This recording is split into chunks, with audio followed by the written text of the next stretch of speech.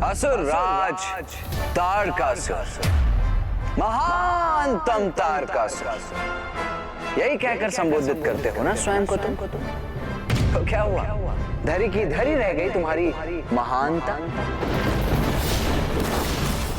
मुझे बालक कहकर पुकारते हो ना तुम? तो देखो क्या किया इस बालक ने, तुम्हें तुम्हारी ही क्रीड़ा में पराजित कर दिया। क्रीड़ा करने का बहुत चाव है ना तुम्हें, तो आओ, अब मैं तुम्हारे साथ एक क्रीड़ा करूंगा। अरे ये कहां दृश्य हो गया?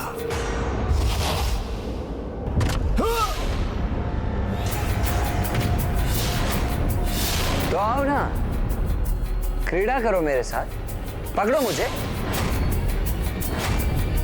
इतना दुस्साहस तुम्हारा, इसका उचित दंड दूंगा मैं तुम्हें।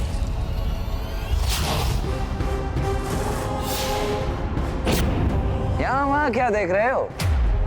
दिखाई नहीं दे रहा? यहां हूं मैं।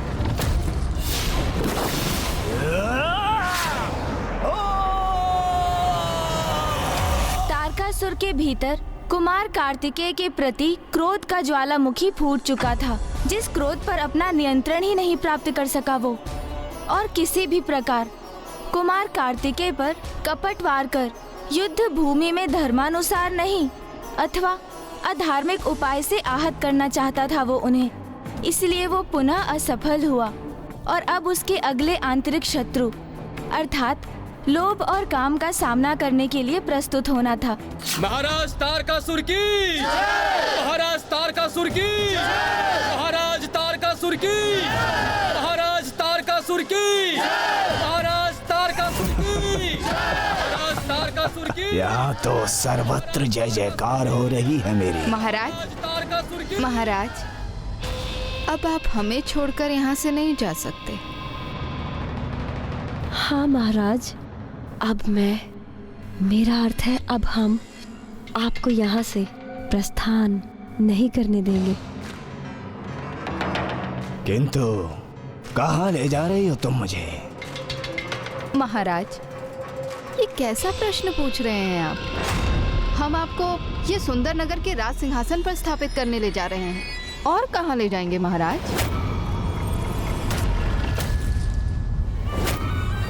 अति उत्तम।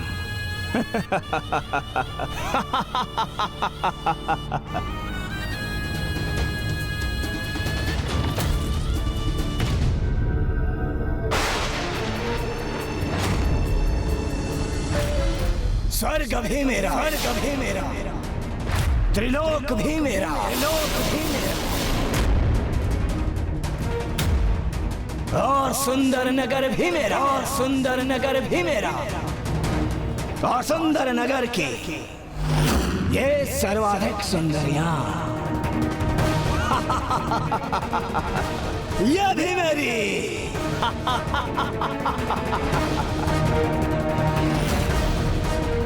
चलिए महाराज।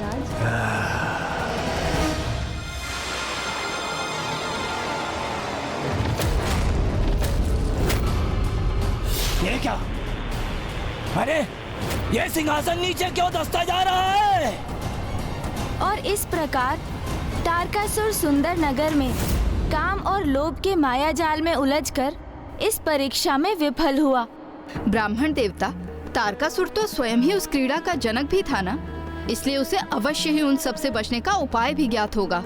हाँ माता, अवश्य ज्ञात था, और वो उन बाधाओं से निकला भी, किंतु सरलता से नहीं, क्योंकि तारकासुर स्वयं एक ऐसा असुर था जिसमें विकार होना तो स्वाभाविक ही था। इसीलिए उन विकारों पर विजय पाना उसके लिए अत्यंत जटिल रहा। और जब इन सबके पश्चात अंततः तारकासुर अपने क्रीड़ा पटल पर पुनः पहुंचा, तो अपने समक्ष इसका परिणाम देख वो विचलित हो उठा, क्योंकि छल करने का परिणाम क्या असुर और क्या मनुष्य, ये तो सभी को भुगतना पड़ता है माता। और तारकासुर भी इससे अछूता नहीं था। वो क्रीड़ा के आरंभ अर्थात दूसरे अंक के स्थान पर पहुंच गया।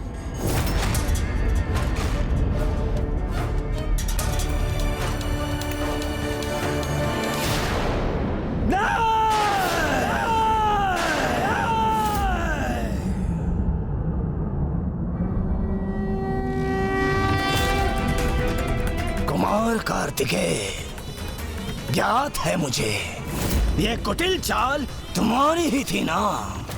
नहीं तारकासुर, मैंने तुम्हारे साथ कोई कपट क्रीड़ा नहीं की। मैंने तो बस मोक्ष द्वारम की क्रीड़ा की है। दुस्साहस किया है तुमने। मेरे साथ कुटिल को चक्री क्रीड़ा करने का दुस्साहस किया है तुमने। अब तुम प्रतीक्षा करो, मैं अभी पुनः एक पल में 2 तक पहुंच जाऊंगा।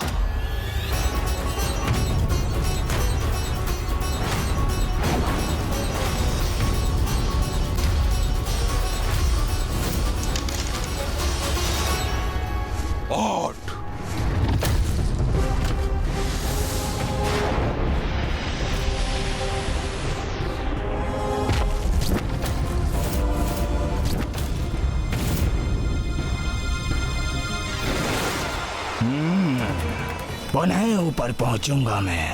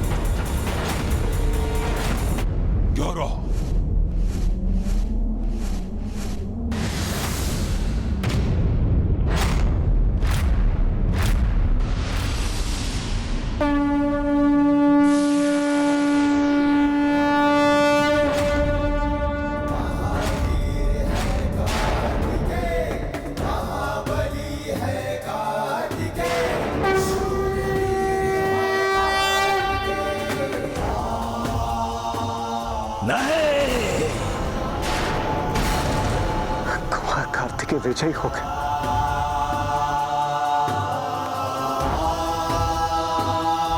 धन्यवाद माता। पुत्र, अब तुम अपने लक्ष्य उस खड़क तक पहुंचने ही वाले हो, किंतु अभी भी तुम्हें सावधान रहना होगा पुत्र, क्योंकि खड़क तक पहुंचने पर भी तुम्हारा कार्य अधूरा है।